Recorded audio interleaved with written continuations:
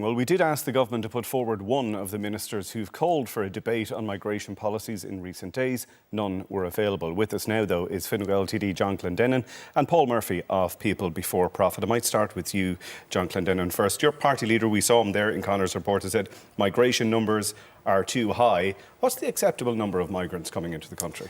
Look, I think, Fran, it's important to point out from the very outset here that Ireland is a very warm, welcoming and compassionate country, and has been for many years. And really what Taoiseach Simon Harris wanted to do in recent days was to push on the debate and the conversation in relation to immigration in this country. Since 2020, we've experienced a COVID pandemic. We came out of that with a stronger economy, and more activity in the economy. And we also saw war in Ukraine, with many people coming here to this country seeking support, which we gratefully did. But I think right now where we're at in terms of from 2020 to 2025, over 100,000 people per year coming to our country. Our population is now over 5.5 million. Many, one of the largest EU. I have to make be? This point. It's one of the largest population increases in the EU over the last 5 years. If you could just answer the simple question, and we need to have the debate. If 149 last year, if 125,000 so far this year is too many, what is the number that's acceptable?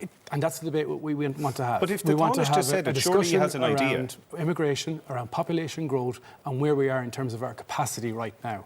We've had significant responses in relation to what were essentially emergencies.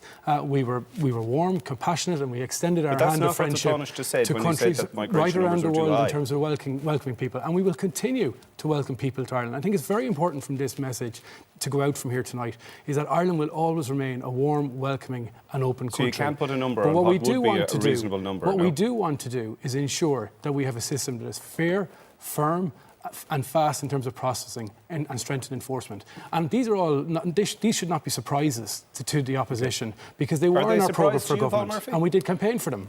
It's a surprise to me just how much the government and how quickly the government has engaged in dog whistling and scaremongering about asylum seekers immediately after the presidential election. Because what happened in the presidential election, the candidate who won was a candidate who said clearly that Ireland is not full, rejected the attempts to spread hate and division and spread a message of equality and social justice.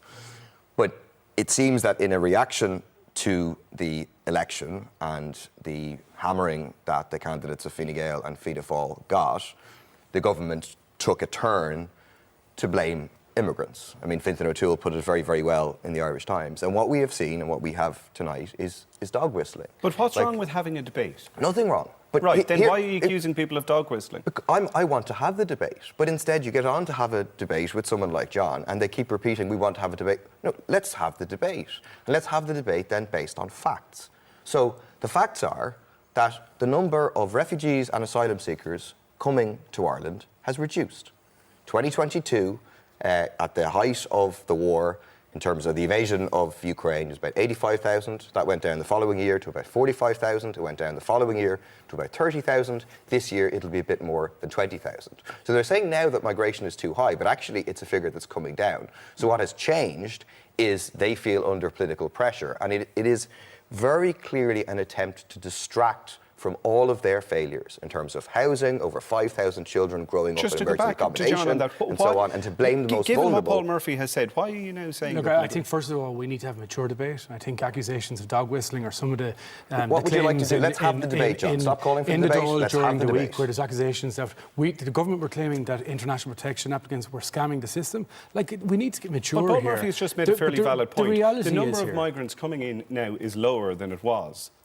There's approximately 30,000 international protection applicants in the system at any one time. That's a considerable cost to the taxpayer. What we want to do over the next number of months and into mid-2026 is to develop a migration pact. So we are talking about international protection applicants, not migrants. I'm giving you one. If you let me finish, I will explain, Fran.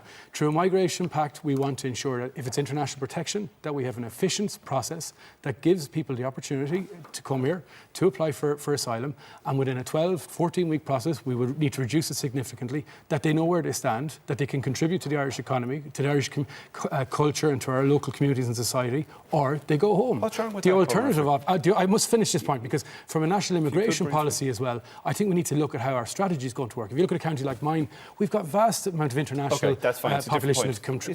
What's wrong it's with very with important. that? But that's what currently happens. Yes, it's slower than that. The government is talking about speeding it up. But in the big talk, there's big talk of we've too much migration, highest migration and so on. And Simon Harris said it again today, so it's not an accident.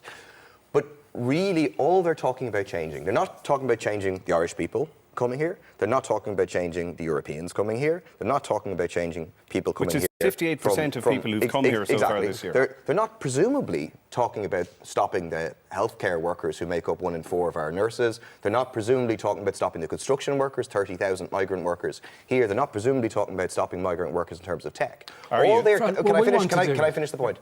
All they're actually talking about is turning up the dial of performative cruelty against the most vulnerable migrants. We're talking about people who get less than 40 euros a week.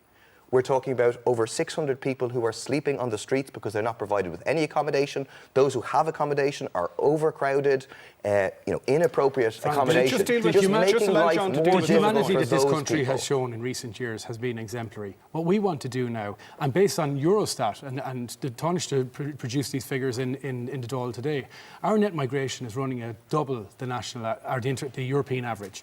What we want to do is ensure there's capacity, not just from an immigration perspective, but also for Irish people. And Paul will come into the chamber next week and he'll talk about homelessness, he'll talk about healthcare, he'll talk about education and the need for better services. Yes. What we want to ensure is we have the capacity and the balance for that. I think if you look at the likes of the Oireachtas Committee for Infrastructure and National Development Plan Delivery, these are all measures that we're doing to ensure that we can continue to see the same growth that we did in the last number of years. In 1971, there was 2.8 million people living in this country. Today, that's the employment level. If every single person in an IPAS centre was sent home tomorrow, the housing crisis would not get a single bit better. We do not this would not improve the lives of ordinary people home. One job, we want it to is ensure they're simply given a fair distraction. And a firm opportunity But then to don't contribute to conflate it Irish with the housing crisis. It's got nothing to do with the housing crisis. Do you accept that? Pick it up in the Dáil chamber. Absolutely not.